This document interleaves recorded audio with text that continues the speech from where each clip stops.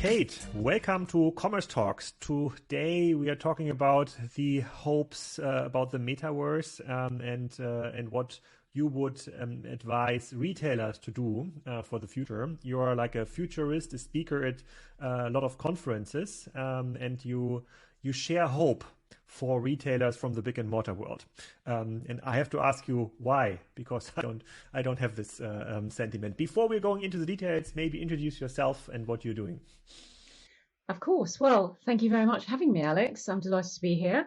Yes, so we are business futurists. I come from a little team of an independent consultancy that looks at the future of retail in all its forms, actually, not just physical, but digital and this new metaverse channel that everyone's talking about now as well, potentially as a third channel. But pretty much every consumer touch point in every retail channel comes within our remit. So yes, I do a lot of conferences, including the NRF. I do the big show every year to kind of pull together all the dots, I think, for the global audience on where is retail generally heading globally and what can we all learn from who actually is being successful.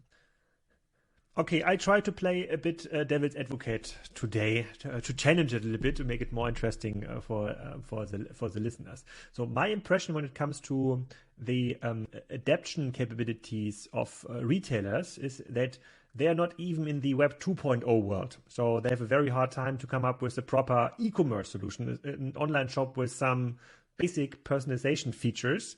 That is something you won't see at a brick and mortar store like a Tesco, for example. So the step into Web 3.0, whatever it is, we'll come to this later, seems to be even harder. So how do you see it? Well, I think not to be too hard on them, because retailers do have quite a tough job. Modern retail is rocket science, I personally think. But I think that generally speaking, large businesses that are profitable and have been making money always have an incentive just to carry on doing what they've been doing. And it's with very few examples or exceptions, rather, you know, the Steve Jobs type, visionary type individuals at the top of companies. Most companies that are doing well just fight fires, work to expand, work quarter to quarter, and are not particularly putting their emphasis and efforts at board level into, there's probably some huge, great, big transformation that we need to do in order to maintain this level of success in the future. So they just kind of carried on as they were. And you're right, you know, most high streets in the world, up until, you know, certainly at least 5 years ago, were pretty much the same as they had been in the 1950s. And only when actually the world turned upside down and we saw, and even before COVID, we did see mass failure with, you know, excessive kind of business plan failure because of the massive increase in e-commerce and the deleveraging of the physical store, the reduction in footfall in physical high streets, but no reduction in rent from landlords. You know, all of that came together to, you know, put retail in a crisis situation. And only when a business faces an existential threat does it typically look at ways to reinvent. I mean, that's your classic capitalism for you, isn't it? You just have to reinvent or you die. And they didn't really need to, I guess, until relatively recently. And now they do. And you know, to their credit, I don't think they have an easy job. You know, it does involve, you know, deploying all of the technologies that are bestowed upon us by the fourth industrial revolution, which have only come about in the last few years. There is a lack of skills in the world, and certainly in the West, in terms of people who have that kind of knowledge and people with that knowledge wanting to make their career in the retail industry, which has traditionally, you know, not being necessarily the most desirable sector for your bright young graduate computer literate people to go into.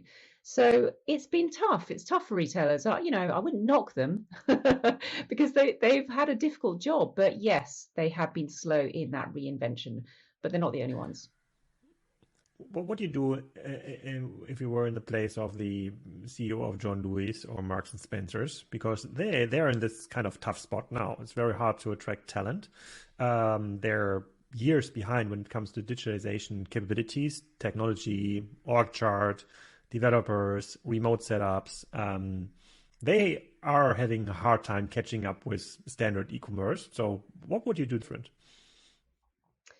Well, I guess that's not an easy answer to give. And if it were easy, they would have done it.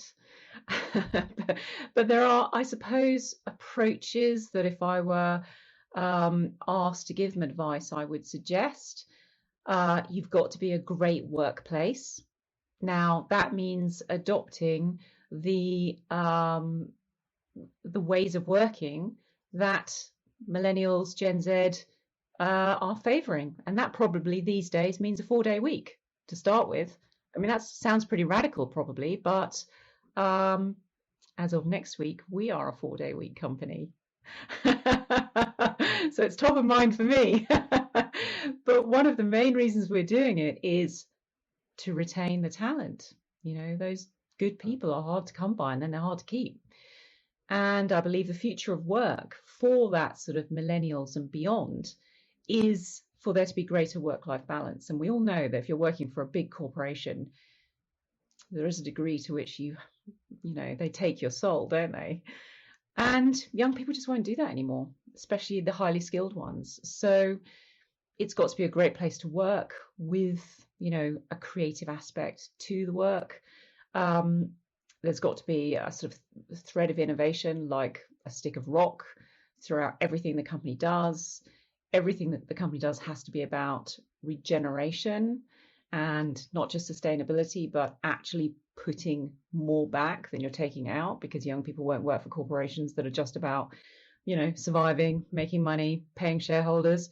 They want to work for some, you know, an organization that actually changes the world for the better. So, you know, you've got some great examples that I'm not suggesting everyone can follow tomorrow, but IKEA in Sweden, investing in solar panels for its buildings to such an extent that it's generating, I think, about 138% of the power that it needs to run its own operation, and then making the excess available back to the grid on a local person's subscription at cost, which they claim that they're going to roll out beyond Sweden in 2025.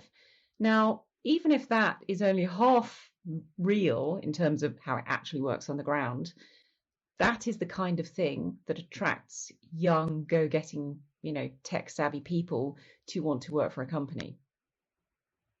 So I suppose, you know, if I were Marks and Spencers, there's lots of other things I would do. Personally, you know, you can't also appeal to everyone for everything anymore. That's just not the way it works. You've got to pick a tribe and supply that tribe. And it can't be a tribe that's declining because it's the middle class tribe. And it can't be the one that's declining because they're growing older and declining in that regard as well. So you've got to become, I think, more appealing to specific types of demographics, unless it's something like food. And I personally, if I were Marks, I would have gone just the food route many years ago. Okay, but do you see for such profiles, for such companies with this kind of problem actually in their customer cohort, or let's say challenge, do you see really a chance with the metaverse activities? Maybe let's start with like defining the metaverse, so how you see it and what you see in the metaverse, and then let's try to answer this for Marks and Spencers. Okay, so, you know, the metaverse, there's not just one. Obviously, there are many metaverses. We have things like games, like Fortnite. We've got workspaces, which are the relatively new part of this, which are like Facebook Horizon Workrooms and Microsoft Mesh, where you would go and meet your colleagues in a virtual world wearing your VR headset. And then you've got platforms and worlds like Roblox, where there are many different, you know, kind of gaming or experiential activities for you to engage with.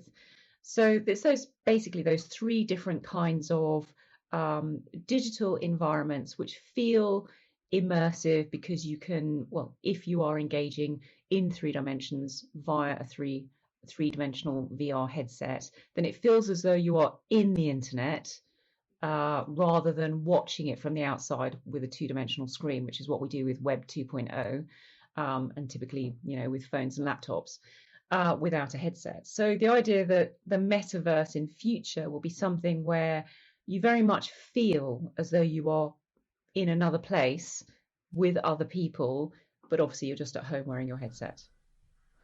Yeah, I think like humans are always kind of limited by the way how the brain works, and we try to compare stuff with things we know. So we would definitely use the game analogy, and to see, I see my kids like playing in Roblox or Minecraft, and when they are in that game with like their desktop device or beamer or whatever or smartphone, they're in another world already. They don't need the VR headset, and they're spending lots of time. Where they have a hard time is actually understanding how this should be translated into a more like retail / commerce world, because maybe I'm just looking at the wrong set of people, but in my network, so only very few people own VR devices, and they use it actually for experimenting and for playing stuff. And the metaverse, which is sold to us by Facebook or Microsoft, that very much reminds me on Second Life in 2006, which was a total fail. So I think maximum like 50,000 people were logged in at the same time at Second Life's peak. And now we are trying to do the same mistake again, recreating like the real world, like conference rooms and shopping malls and like the offline experience, just like in a VR environment. And if I'm going down in the basement, watching my kids playing Minecraft, and see, no, it's very different actually, how they want to engage and what they want to see. So, and trying to translate this now to the Mark Spencer challenge, what should they do? Should they rather try to buy some space in Minecraft?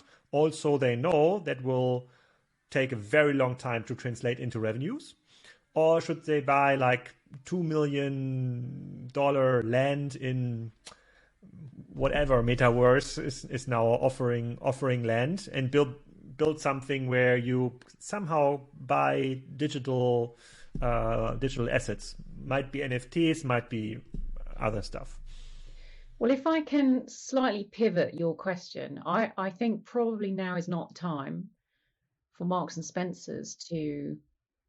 I think they should be experimenting, but I don't think they should be hugely investing yet, because their target audience realistically is not young people at the moment. But if we go to somebody like Nike or Adidas, that's a different kettle of fish. They already have a very youth-oriented demographic, and they are experimenting in some cases quite successfully already in the metaverse. So they are, and Carrefour even has now bought land in the sandbox, having had a presumably successful pop-up in Fortnite of a futuristic supermarket where your avatar gained points by eating healthy food, for example. And they're now buying land to have a more permanent space. And, it's not clear yet what they're going to do with it, but there are some very interesting early indications that, particularly for fashion, and particularly for luxury fashion in particular, there's huge potential market for people wanting to dress their avatar in ways that represent their online sense of self. People, I think, in Roblox, who are the regular users, change the look of their avatar daily. I think up to 20% of the users do that already. So the idea of buying digital fashion for your avatar to represent yourself in game or possibly in a work environment is absolutely, I think, of huge commercial potential. And we're seeing platforms like ADA, in places like South Korea, where you get a realistic looking avatar with your face, and you get your own personal suite, which is your changing room. You can try on thousands of outfits, which are obviously digital outfits from, the likes of Gucci or Dior.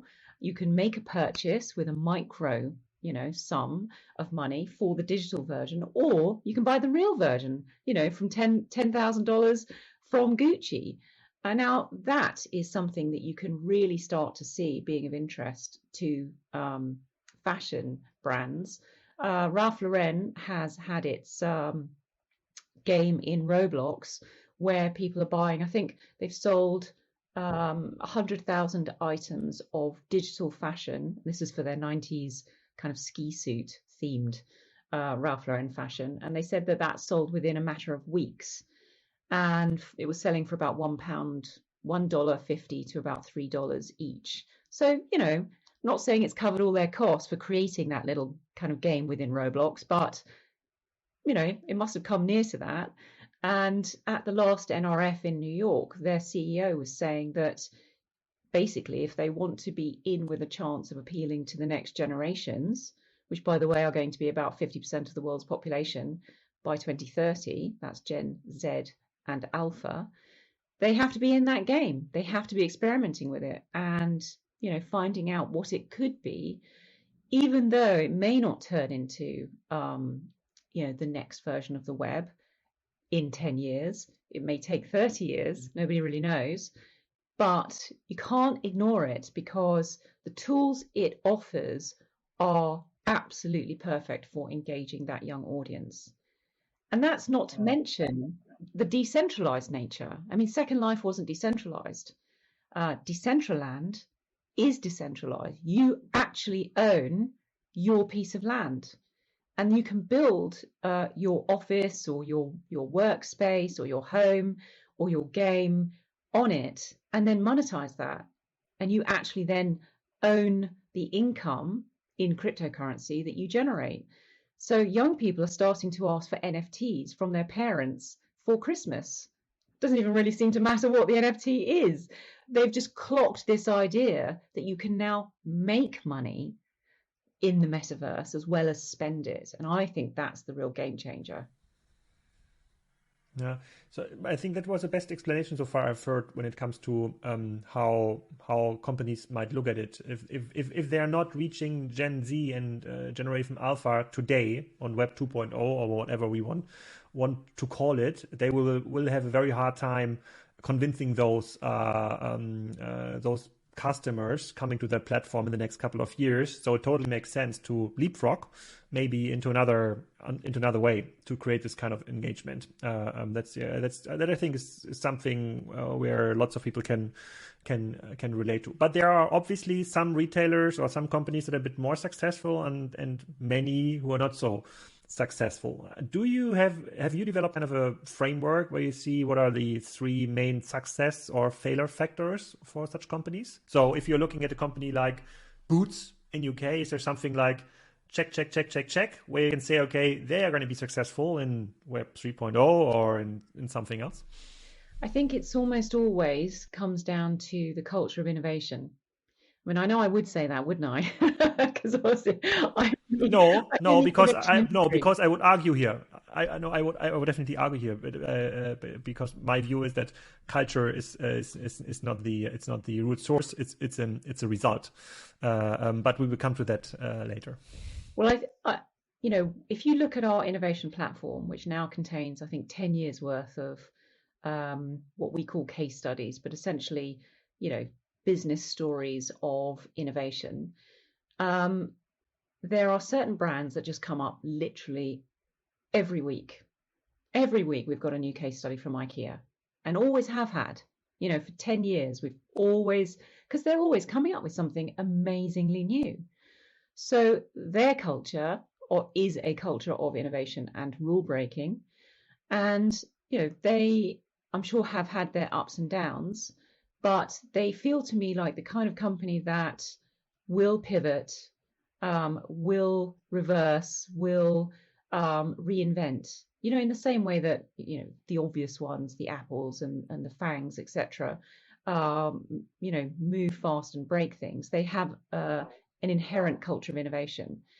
And I think the companies that, crashed and burned or just sort of, dragged along the bottom, the likes of, Topshop, we could see that was going to happen. We knew that was the culture, to just sort of squeeze it dry, not reinvest. And But the culture, just the culture argument is now around for, let's say, 10 years. So, and even like the slowest thinker in Marks and Spencer Sport should have understood like the impact of culture, and they try to change it. And what we are seeing, or what I'm seeing with many retailers, is that we have to create another culture here, like the Apple culture or the IKEA culture in your example. But what they are doing is, okay, let's go out, let's build something together in the wood, clap clap clap, sing a song, and then back to the office. So companies that don't have this culture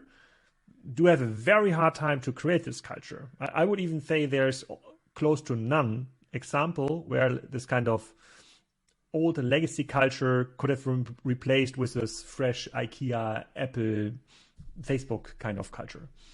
There are some examples. I mean, Selfridges has done very well consistently over the years, with the little blip of COVID, which you can't blame them for.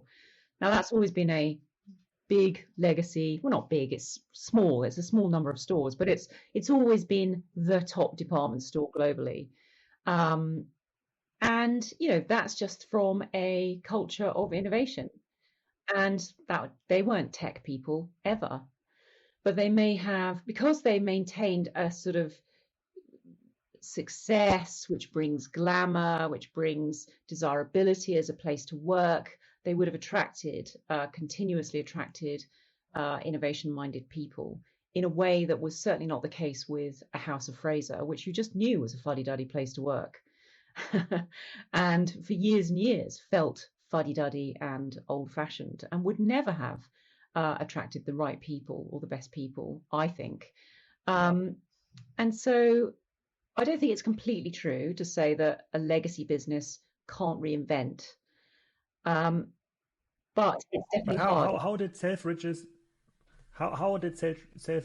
reinvent their business? So, because like for the ones that don't know, Selfridges it's a chain of high-end department stores, if I understand, in the UK, but they're still weak on commerce. Though their digital experience was never in a situation where they could get market share back from the ASOS, Zalandos of this world. So they were okay in retaining the business, but we're not doing so okay in really developing it further, which is the case for IKEA. So IKEA, I agree. So it's like they're really expanding and trying out new things. So Selfridges, from what I see, and maybe you have a much better view and the data in the UK, is just they're last man standing. Well, they're not entirely the last man standing. We are seeing some reinventions of the department store, like Wow Madrid in Spain, which has just opened, and it's by the former CEO of El Corte Inglés, and it's his reaction to what he's observed as the decline of the department store, and it's his reinvention of that. And he would say, this is not a store, this is a experience, and it's a place that you come to for live music as a tech-led fitness space. It's where you go for culinary classes. It's where you have direct consumer brands that you wouldn't see elsewhere. It's got an Instagram studio. It's got robotic restaurants. So basically, it is a department store, but it's the new version. And it's all the experiential stuff. And that's what Selfridges did well. That's a store in Madrid. And this department store, the new one, this is located in Madrid? Yeah, it's called WOW, W-O-W, Madrid.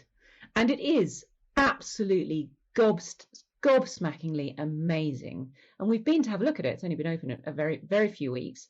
And it is staggering, despite the fact that not everything is open yet and not everything's working yet.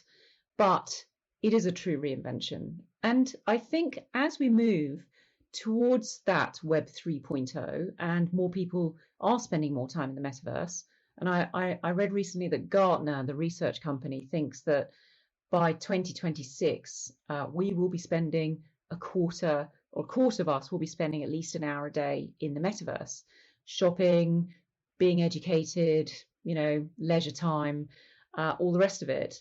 Now, if that does come to pass, and it does seem to me to be moving in that direction, I think we will see a backlash where there is also a greater need for physical retail, which is that kind of flagship stroke experiential stroke town square place that we meet our friends and do fun stuff that you can't do as viscerally, even with a haptic suit in the metaverse.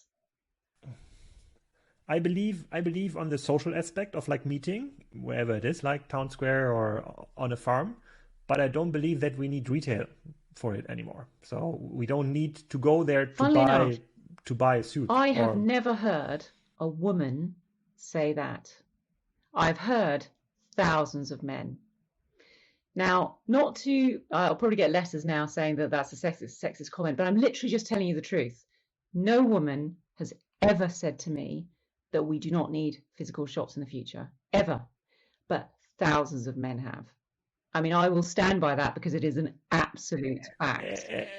So some men love shopping, agree but many don't. Yeah. But I've never met very many women who do not enjoy the hunting and gathering of the retail experience when it is good. And so I just don't believe it will go away. It's a part of human requirement. It is, but it's going away already because that's showing the data. Thousands and thousands of 10,000 shops are already closed and they're still closing. And the data is also showing that many of the retail businesses operating on a horizontal retail model, so not offering something very exclusive, but rather just trading stuff that is also available in other channels, maybe even at the same street. They have very, very thin margin. They cannot afford like the rent anymore. They cannot afford the personnel anymore. And even though there might be 5 out of 10 people willing to go to the store for having a brick and mortar experience, some of them women, some of them men, the store owner, the store operator cannot afford to operate the store the way it was operated the years ago. And all the stuff I've seen so far, even on the retail trade shows, was okay, let's do even a bigger store, a more shiny store. Let's have some more personnel there. But it's not supported by the retail model anymore. Bad retail is failing and will die, yes. Lululemon is now a $6 billion company and expects to be a $12 billion company by 2026. They're doing that by opening large numbers of new stores and being very good at selling on e-commerce. So that is good retail. That is the kind of retail that I'm talking about, where you go there to engage in a yoga class. You go there to hang out with other yogi type people. And you go there for the cafe and for the healthy smoothies, because a Lululemon flagship is now a yoga world. And that's where we're heading, experiential retail, or it will be a dark store, or it will be a micro-fulfillment center, which may not be open to the public, or it may be a vending machine that's multi-stories high. There are many formats for the boring kind of retail that you're talking about, which still survive, but even not in their current form. But even in the new retail, let's take the Lululemon example, because Lululemon had to close many stores in the last years because they are not working. Lululemon is not a super hot brand in many markets anymore. They are now following the Abercrombie Fitch way, and I agree. And that is, for example, something Douglas is doing, like the beauty chain in Germany. I agree. If you're really investing in this offline experience, having you're in a beauty environment, you have obviously there could be a dresser, there could be lots of like beauty related services could be in a beauty store. In Lululemon, it's maybe healthy food, sports, class, whatever store. But when those chains are expanding fast, then only 1 out of 10 stores is like following this like perfect future retail pattern, and all the other ones are just like prime minus locations, let's say, where just put their stuff in. And when this kind of brand hype is over, which is happening with Lululemon, if you're like looking on Google Trends and how it is selling, so then those stores are not working anymore. And in order to, and you don't need this space anymore in the city for this high quality stores. You maybe need only 20% of the space you're having today in a city for providing this kind of experience, and in the other 80% you don't need anymore. And I agree, those cool 20%, even I, as an online shopping man, I really find it interesting. But still today we are looking at 95% boring retail concepts. I agree that we will be seeing a shrinking high street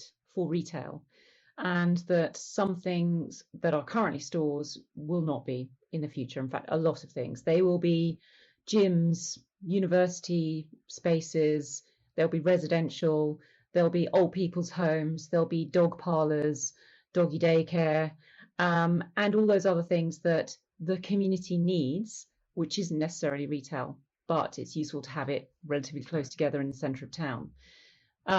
That is definitely for sure. And what we get left with in the kind of non-flagship retail is essentially omni-fulfillment retail, which is, as I've said, enhanced click and collect, service stations, places you go for advice, places you go to experience a product, to touch and feel it, talk about it, and then order it perhaps, via the, e-commerce, and you have it delivered home. It doesn't need to be physically in the store. No-buy showroom spaces which are media hubs for broadcast to the world on YouTube, to convey the brand expertise, etc., or where you dial in through concierge services to speak to an expert and get advice about styling and all the rest of it. You don't need to physically go to a small and boring store that does not have great amount of stock in order to experience good service from a modern retailer. I agree.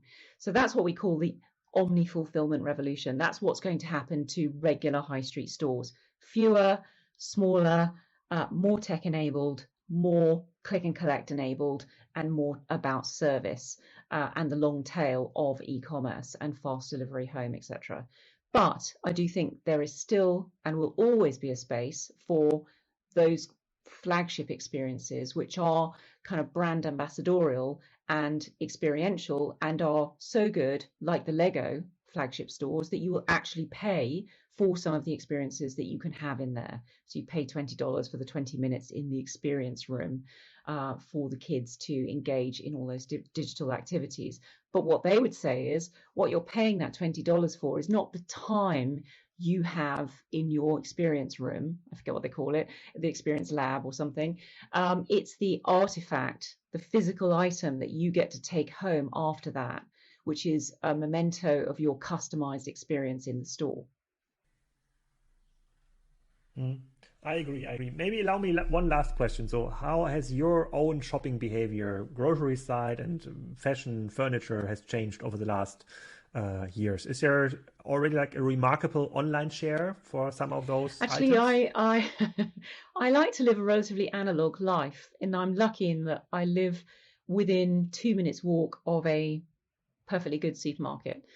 And so I tend to walk pretty much every day. I nip in to the supermarket, kind of French style actually, which is relatively unusual for a British person. Most Brits do use e-commerce delivery. I feel bad about that because I don't feel that the eco impact is good. And I think if you can use your own legs, you should. However, I have certainly changed my shopping habits significantly with regard to perusing brand stories on platforms like Instagram, where I am, like everybody else, for things that I find, the algorithm is obviously working its way around my brain and understanding that I like vintage clothes and puppies. I get the most amazing puppy videos and some very interesting global purveyors of very unusual, kind of authentic, vintage clothing.